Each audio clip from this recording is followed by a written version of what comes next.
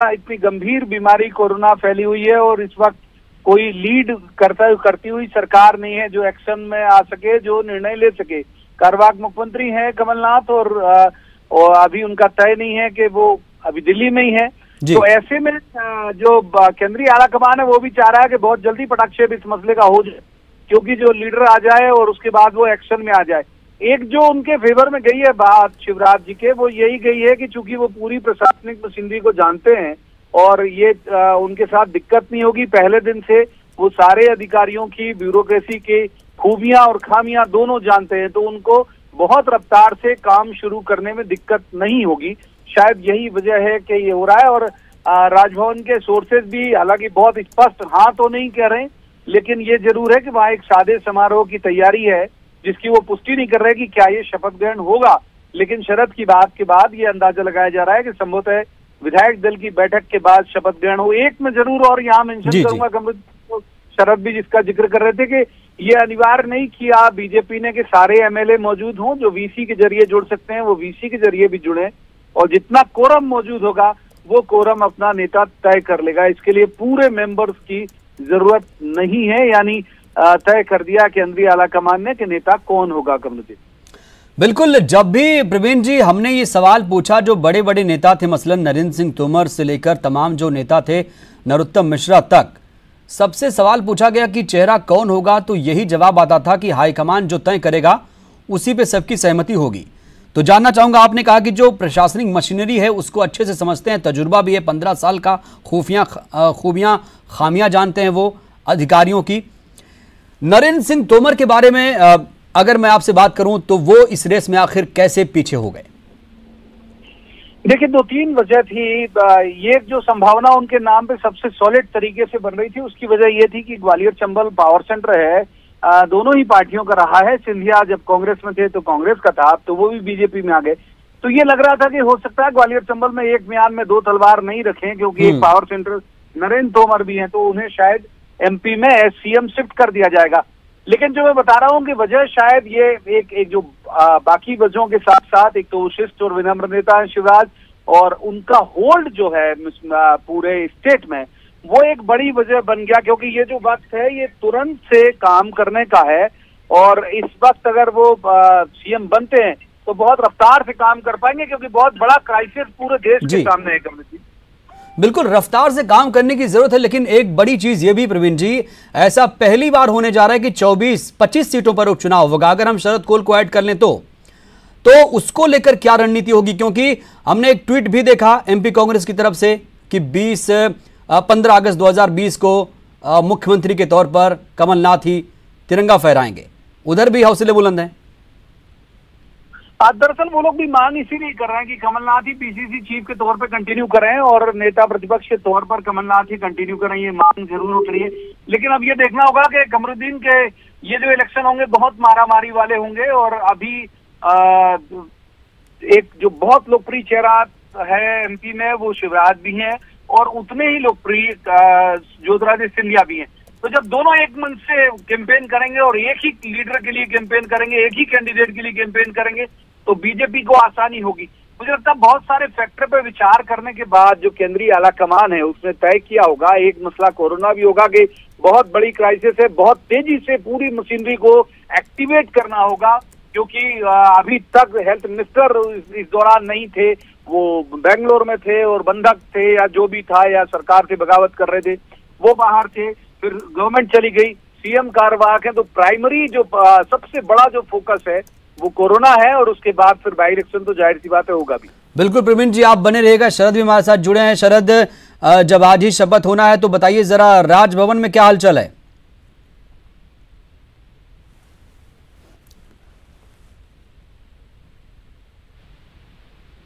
शरद, आपको आवाज आ रही है?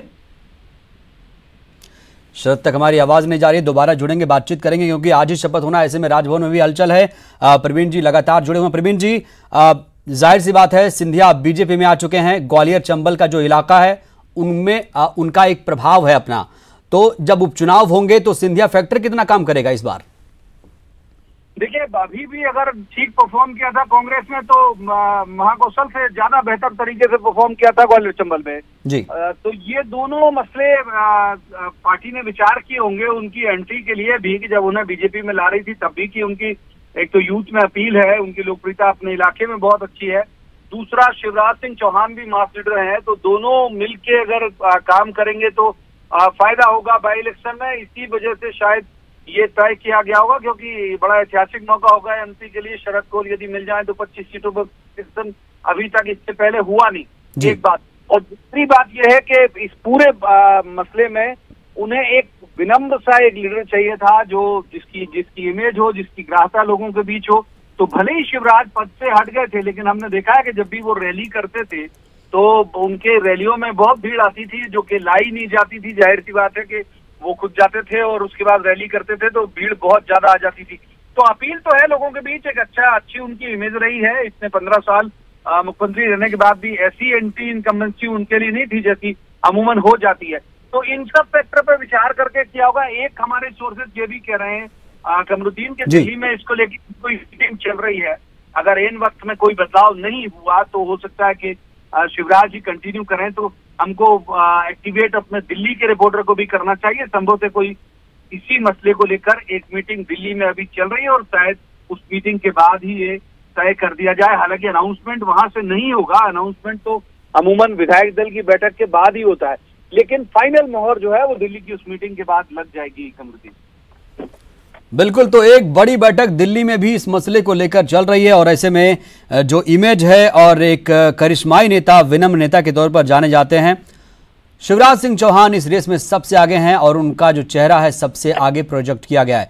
एक चीज़ जो आपसे समझना चाहूँगा प्रवीण जी, आप मध्य प्रदेश की राजनीति को गहराई से समझते हैं, जानते हैं, और हालांकि जल्दबाजी हो सकती है, अभी शपथ नहीं लिया है और आज शाम को शपथ हो सकती है।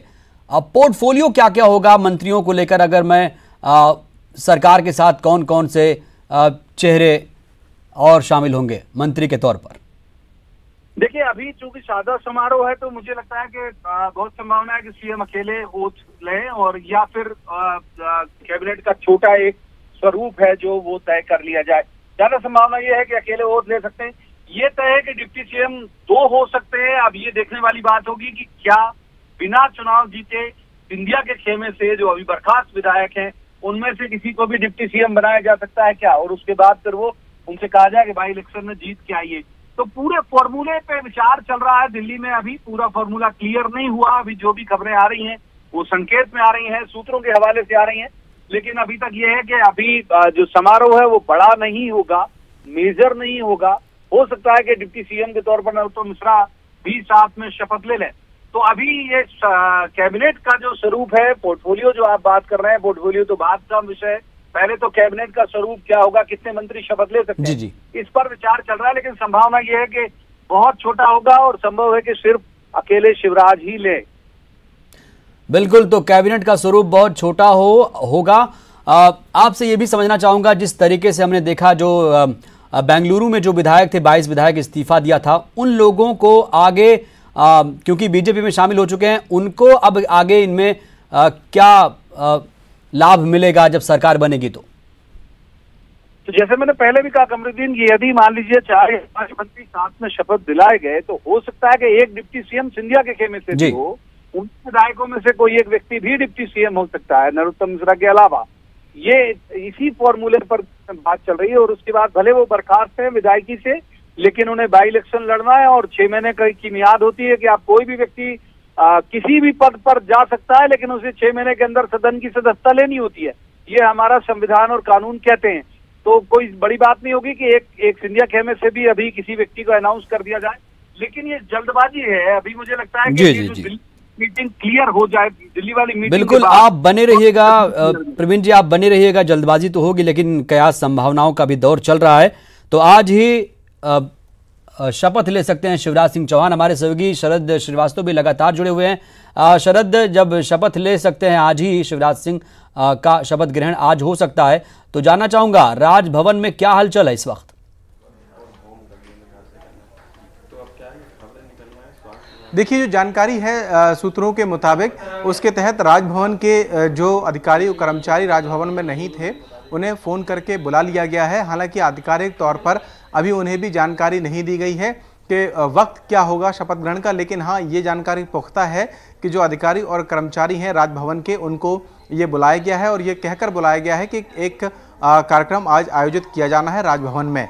जो हमारे सूत्र कह रहे हैं, उच्च पदस्थ सूत्र कह रहे हैं, उसके मुताबिक जो बीजेपी विधायक दल की बैठक होनी है, दरअसल उस बैठक के करीब 1 घंटे बाद ही, हो सकता है 7 बजे या 7:30 बजे के आसपास में, जो शपथ ग्रहण है पूर्व मुख्यमंत्री शिवराज सिंह चौहान का, वो राजभवन में हो सकता है और उसी को लेकर जो तैयारियां हैं वो चल रही हैं। हालांकि अभी ये सभी जानकारियां सूत्रों के मुताबिक ही हैं, लेकिन जो कड़ियां जुड़ रही हैं आपस में, उनसे लगभग ये तय है कि आलाकमान ने शिवराज सिंह चौहान का नाम तय कर लिया है। विधायक दल की बैठक भी, जैसा कि मैंने कहा, कि आनन फानन में बुलाई गई है। पहले ये बैठक प्रस्तावित नहीं थी, फिर जब प्रस्तावित हुई तो उसको लॉकडाउन के चलते स्थगित कर दिया गया और अब फिर से एक बार विधायकों को सूचना भेजी गई है कि विधायक दल की बैठक होनी है, लिहाजा वो सभी शाम को 6 बजे तक भोपाल पहुंचे। ऐसे में ये भी तय है कि जो विधायक दूर दराज के होंगे, वो संभव है कि विधायक दल की बैठक में न पहुंच पाएं, क्योंकि सभी विधायकों को 2 दिन पहले ये कह दिया गया था कि वो अपने क्षेत्र में जा सकते हैं।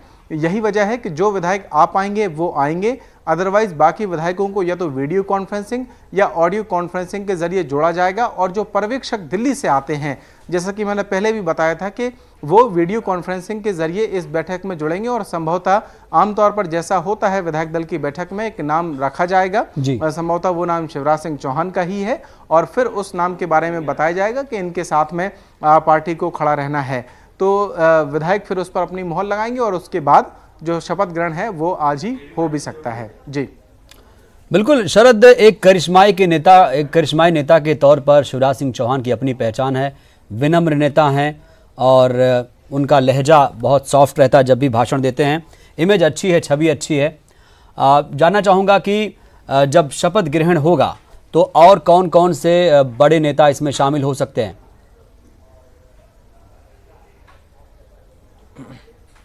देखिए, जैसा कि मैंने कहा कि कोरोना के चलते राजधानी भोपाल में और प्रदेश के कई शहरों में जो लॉकडाउन है वो 31 मार्च तक किया गया है।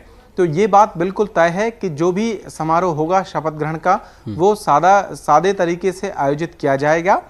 इसमें जो प्रदेश अध्यक्ष हैं वीडी शर्मा और संभवतः भोपाल के या प्रदेश के जो बड़े नेता हैं वो मौजूद रहेंगे, क्योंकि जैसा मैंने कहा कि दिल्ली से जो नेता आने थे वो वीडियो कॉन्फ्रेंसिंग के जरिए जुड़ेंगे, तो उनके आने की संभावना कम लगती है। ऐसे में जो बड़े नेता यहाँ भोपाल में होंगे वो मौजूद रहेंगे और उनमें भी जो संक्षिप्त लोग हैं केवल उन्हें ही, और अपेक्षित लोग हैं पार्टी की ओर से भी और राजभवन की ओर से भी, केवल उन्हें ही बुलाया जाएगा। और विधायकों को, जैसा कि मैंने कहा कि विधायकों को भी ये निर्देशित किया गया है कि वो विधायक दल की बैठक में अकेले ही आए, किसी समर्थक, यहाँ तक कि उनके जो गनमैन हैं उनको भी जरूरी होने पर ही बैठक में आने के लिए कहा गया है। बिल्कुल शरद, तो बहुत ही सादा समारोह होने वाला है, कोरोना के चलते ज्यादा भीड़भाड़ नहीं की जाएगी। आप बने रहिएगा शरद, हमारे साथ प्रवीण जी भी लगातार जुड़े हुए हैं। प्रवीण जी, जब ये शिवराज सिंह चौहान और जब कहेंगे, अभी तो शपथ नहीं लिया, हालांकि विपक्ष में थे, तब लगातार तमाम खामियां उजागर की जा रही थी कमलनाथ सरकार की, और ये नहीं हुआ वो नहीं हुआ। जब शिवराज सिंह चौहान बतौर मुख्यमंत्री शपथ ले लेंगे प्रवीण जी, तो आगे क्या चुनौतियां होंगी इस सरकार के लिए?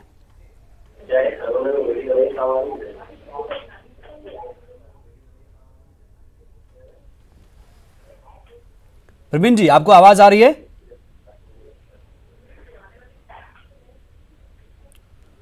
प्रवीण जी तक हमारी आवाज नहीं जा पा रही। शरद लगातार जुड़े हैं। शरद, अगर मैं चुनौतियों की बात करूं, जो आने वाली सरकार है उसकी चुनौतियों का जिक्र करूं, तो आगे आप इसे कैसे देखेंगे? क्या क्या चुनौतियां हो सकती हैं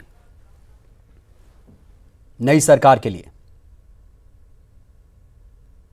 वो तो जो उपचुनाव की चुनौती है वो होगी।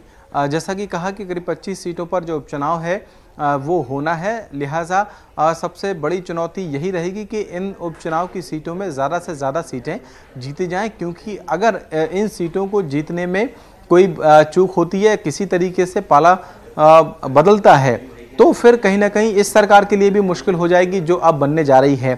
कांग्रेस ने तो जिस दिन सीएम कमलनाथ ने इस्तीफा दिया था उसके तुरंत बाद ही एक ट्वीट भी किया और ये बाकायदा लिख दिया था कि 15 अगस्त 2020 को जो झंडारोहण है वो सीएम कमलनाथ ही करेंगे, और ये आप चाहें तो नोट करके रख लें। तो इस तरीके के ट्वीट आए हैं कांग्रेस की ओर से भी, तो आप समझ सकते हैं कि अगर कोई चुनौती है भी, बिल्कुल आप शरद बने रहेगा। इस वक्त गोपाल भार्गव साहब बीजेपी के वरिष्ठ नेता हमारे साथ जुड़े हुए हैं।